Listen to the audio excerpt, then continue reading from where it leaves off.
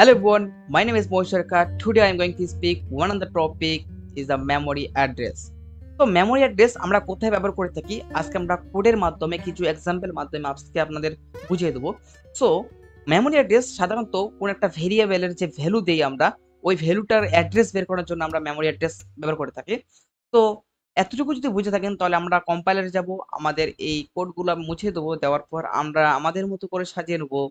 ওকে, আমি এটা এখন দিয়ে দেই। ওকে, তো এতটুকু যদি বুঝে থাকেন তাহলে আজকে আমাদের যে মূল গন্তব্য মেমোরি অ্যাড্রেস বের করানোর যে একটা সিনট্যাক্স বা ফর্মুলা এটা আমরা করব আজকে। তো এতটুকু যদি বুঝে থাকেন তাহলে আজকে আমাদের আমাদের যে গন্তব্য আজকে শুরু করছি। তো ফার্স্টে কি করতে হবে, ফার্স্টে একটা ইন্টিজার নাম ধরলাম, একটা ইন্টিজার ভিতরে নাম্বার নাম্বার 1 দিলাম। নাম্বার 1 এর মধ্যে আমি 10 কত রাখলাম, ইনিশিয়ালাইজ করে রাখলাম। আমি একটা ইন্টিজার নাম ধরলাম। আবার নাম্বারের মধ্যে আমি 2 রাখলাম। নাম্বার 2 ভেরিয়েবলের মধ্যে আমি 20 ইনিশিয়ালাইজ করে রাখলাম। এবার এখন যদি আমরা এটা প্রিন্ট করি, আমরা তো জানি প্রিন্ট করার জন্য কি করতে হবে, প্রিন্ট এফ ফাংশন ব্যবহার করতে হবে। দেন ডাবল কোটেশনের মধ্যে %d দিতে হবে। %d কেন দিতে হবে, ফরম্যাট স্পেসিফাই ক্ষেত্রে, যেহেতু আমরা ইন্টিজার ক্ষেত্রে আমরা কার মানটা প্রিন্ট করতে চাই, আমি চাচ্ছি নাম্বার 1 এর মানটা প্রিন্ট করতে চাই।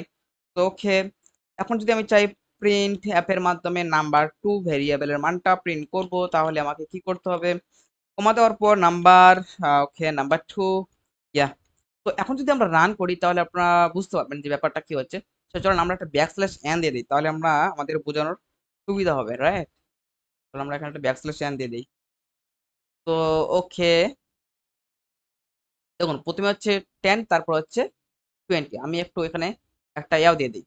আমি বলি যে নাম্বার 1 ইকুয়াল টু এটা, এবং এখানে বলি নাম্বার 2 ইকুয়াল টু এটা, রাইট? ওকে, ওকে, ওকে। নাম্বার 1, তো সরি, আমাকে এটা পার্সেন্টটা এদিকে দিতে হতো। ওকে, সরি, পার্সেন্ট টি। এখন যদি আমরা রান করি তো ইয়া দেখাচ্ছে নাম্বার 1 ইকুয়াল টু 10 এবং নাম্বার 2 ইকুয়াল টু 20। তো এতটুকু যদি ক্লিয়ার হয়ে থাকে আপনাদের, তাহলে আজকে আমরা কিভাবে ওই যে নাম্বার 1 যেটা ভেরিয়েবল ধরেছি, হ্যাঁ, ভেরিয়েবল ধরেছি, ওই ভেরিয়েবলের অ্যাড্রেসটা কিভাবে বের করব চলো আমরা একটু দেখি। তো আমি প্রিন্ট ফাংশন ব্যবহার করব অ্যাড্রেস বের করার জন্য। দেওয়ার পর ফার্স্ট ব্র্যাকেটের মধ্যে ডবল কোটেশনের মধ্যে আমরা এখানে কি লিখেছি, পার্সেন্ট পি দিয়ে দিয়েছি এখানে। তো এখানে পার্সেন্ট ডি দিলে হবে, পি দিলে হবে। সো আমি পার্সেন্ট পি দিয়ে দেখি। তো ওকে, দেওয়ার পর আমি কি করতে পারি, এখানে আমি বলে ধরে একটা ইয়াও দিতে পারি যে number number 1 address, number 1 address equal two, আমি একটা স্পেস দিলাম, দেওয়ার পর এখানে এখানে কমা দেওয়ার পর আমরা অ্যাড্রেস বের করার জন্য এখানে কি দিয়েছে, অ্যাড্রেস বের করার জন্য একটা মানে এন্ড সাইন দিয়েছে। তো আমরা একটা এন্ড সাইন দেবো অ্যাড্রেসে, তুমি ওই অ্যাড্রেসটা বের করো। কার অ্যাড্রেস বের করবে, তুমি নাম্বার 1 এর অ্যাড্রেসটা বের করো। তো আমি দিলাম নাম্বার 1 অ্যাড্রেস, তুমি বের করো। সো ওকে, লাস্টে একটা সেমিকোলন মেরে দেবো। এখন যে আমি আবার একটা প্রিন্ট করি নাম্বার 2 এর জন্য, প্রিন্ট ট্যাপের মধ্যে ফার্স্ট ব্র্যাকেটের মধ্যে আমি বলতে পারি নাম্বার হুম নাম্বার 2 ও address address equal to percent, percent কি দেবো, পার্সেন্ট পি দেবো, দেওয়ার পর একটা সেমিকোলন দেবো। সেমিকোলন পর কোন ভেরিয়েবলের অ্যাড্রেসটা বের করবো, আমি বের করবো নাম্বার, নাম্বার কি, তাহলে আমার কি দিতে হবে, এন্ড সাইন কার অ্যাড্রেস দেখাবো, নাম্বার 2, নাম্বার 2। ওকে, নাম্বার 2 বলতে এখানে ছোট হাতের হবে।